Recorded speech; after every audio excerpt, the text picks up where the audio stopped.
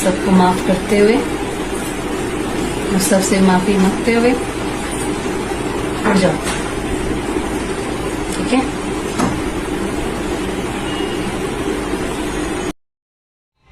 ये emotional video जो एकदम दिल को टच कर जाए, बहुत इमोशनल, ये वीडियो आपने ज़रूर देखा होगा और मैं भी देख के बहुत आहत हूँ। पर्सनली अगर मैं आपको बात करूँ तो मैंने सोचा कि चलो कुछ आपसे बात की जाए इसी संदर्भ में, जो मेरे दिमाग में एक्चुअल में मैं इनकलकेट कर पाया अपने जहन के मुताबिक। जो सुप्रीम कोर्ट पे जो हरीश राणा का जो जजमेंट आया है, मैं उसी की बात कर रहा हूँ।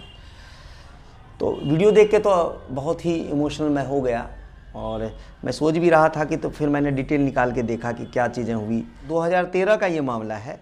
हरीश राणा साहब इंजीनियरिंग कर रहे थे चंडीगढ़ से और 4th फ्लोर से वो शायद गिर गए तो हालत ऐसी हो गई कि काफ़ी इलाज चला और काफ़ी प्राइवेट इंस्टीट्यूशंस में भी इलाज हुआ, एम्स में भी इलाज हुआ, फिर और निजी जितने भी संस्थान थे उसमें इलाज चला। लास्ट में लाइफ सेविंग मशीन पर परिवार ने रखने का इनको फैसला किया।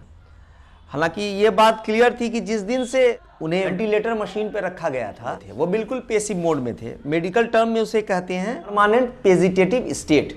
इसका मतलब ये होता है कि एक इंसान बेहोशी के उस हालत में है जहाँ पे रिवाइवल का बहुत कम उम्मीद होता है और ऑलमोस्ट वो ऐसा समझिए कि डेड ही होता है। जो लाइफ सेविंग मशीन्स होते हैं उसी पे इंसान सर्वाइव करता है। 13 साल तक परिवार ने जो भी खर्च हुए अपने स्तर से किया। पता तो ये चला कि उसके फादर ने ज़मीन भी बेच दी, अपने मकान भी बेच दिए बेटे के इलाज में, लेकिन फाइनली उनको ये लग गया कि अब ये रिवाइव नहीं कर सकता। तो उसी पर उन्होंने सुप्रीम कोर्ट में ये अपील दायर की कि अब इसका जो लाइफ सेविंग मशीन है इसको हटाने की मुझे इजाज़त दे दी जाए, क्योंकि पेशेंट और डिटोरिएट कर रहे थे। पता ये चला कि बेड रिडंडेंट भी हो गए। फाइनली सुप्रीम कोर्ट ने ये कहा कि 2 मेडिकल टीम होगी जो इन्वेस्टिगेशन करेगी कि वाकई अब रिकवर कर सकते हैं या नहीं। मेडिकल टीम ने ये रिपोर्ट दिया कि अब ये रिकवर कर ही नहीं सकते, चांसेस बिल्कुल कम है। तो कोर्ट ने ये कहा कि ठीक है, अब पेशेंट भी बहुत डिटोरिएट कर रहा है, क्योंकि मैंने बताया कि 2-3 जगह उनको जख्म हो गया था, बेड रिडंडेंट जिसको कहते हैं वो हो गया था। तो कोर्ट ने अपने फैसले में ये कहा कि हरीश के परिवार से हम ये कहना चाहते हैं कि कोर्ट को इस बात का एहसास है कि ये फैसला भावनात्मक रूप से कितना मुश्किल है, कभी कभी समर्पण या हार मानने जैसा लग सकता है, लेकिन हमारे मुताबिक यह दरअसल गहरी करुणा और साहस भरा है।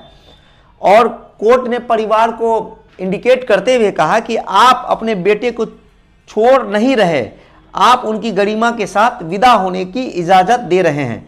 यह आपके निस्वार्थ प्रेम और उसके प्रति आपकी गहरी निष्ठा दिखाता है। लेकिन इसमें मैं आपको ये भी बताता चलूँ कि कोर्ट के कई गाइडलाइंस भी हैं कि जब लाइफ सेविंग मशीन हटाया जाएगा तो उनके साथ एक रिस्पेक्टेबल बिहेव किया जाए, जैसे जीवित इंसान के साथ आप बिहेव करते हैं उसके ट्रीटमेंट में करते हैं। तो जो बेड रिडंडेंट है उसका जख्म का इलाज किया जाए, जो खाने की नली से आप खाना दे रहे थे उसको कंटिन्यू किया जाए, और जितना भी सर्वाइवल है उसको रिस्पेक्टेबल मैनर से ही रखा जाए। और अगर किसी तरह का निग्लिजेंस होगा तो कोर्ट उस पर संज्ञान लेते हुए कार्रवाई करेगी। खैर, ये बातें तो कोर्ट और जो प्रोटोकॉल है उसकी बातें हो गई और जो परिवार की स्थिति है उसकी बातें हो गई। लेकिन इसमें एक बात देखिए कि एक परिवार जो 13 साल से इतना फाइनेंशियल क्राइसिस को झेल रहा है, क्या सरकार के पास व्यवस्था नहीं है कि जिसमें इसका सपोर्ट किया जाए, फाइनेंशियल सपोर्ट किया जाए। ये जो हम बड़ी बड़ी बातें करते हैं कि देश की इकोनॉमी, जीडीपी, एजुकेशन सिस्टम और हेल्थ सिस्टम इंप्रूव करता जा रहा है, तो ये तो एक सरकार के मुंह पे मैं कहूँगा तमाचा है। क्योंकि 13 साल से क्या सरकार ऐसी व्यवस्था नहीं कर सकती कि लाइफ सेविंग मशीन जो है सरकार व्यवस्था कर दे, घर पे ही कुछ कर दे। और ये तो एक मामला सामने आया इसलिए हम बता पा रहे हैं, और इंडिया में तो हज़ारों ऐसे मामले रोज आते होंगे जो इस तरह से परेशान है। तो ये सरकारें तो बड़ी बड़ी बातें करती हैं, सरकार चाहे जिसकी हो, कांग्रेस की पहले थी, अभी बीजेपी की है, या और भी जिसकी रहेगी। ये तो बेसिक बातें हैं, जो बेसिक इंफ्रास्ट्रक्चर है जिस पे सरकार को वर्क करने की ज़रूरत है। और मेरे लिए ये रिपोर्ट से ज़्यादा बहुत इमोशनल मैटर है कि एक परिवार है जिसको कहीं कोई फाइनेंशियल सपोर्ट नहीं है और वो परिवार अपने बच्चे को सर्वाइव कराना चाहता है। तो कहीं ना कहीं आप ये देखिए कि हेल्थ सिस्टम पे एक तमाचा, करारा तमाचा है। मैं तो इस नज़रिए से देखता हूँ, बाकी आप किस नज़रिए से देखते हैं आप कमेंट करके हमें ज़रूर बताएं।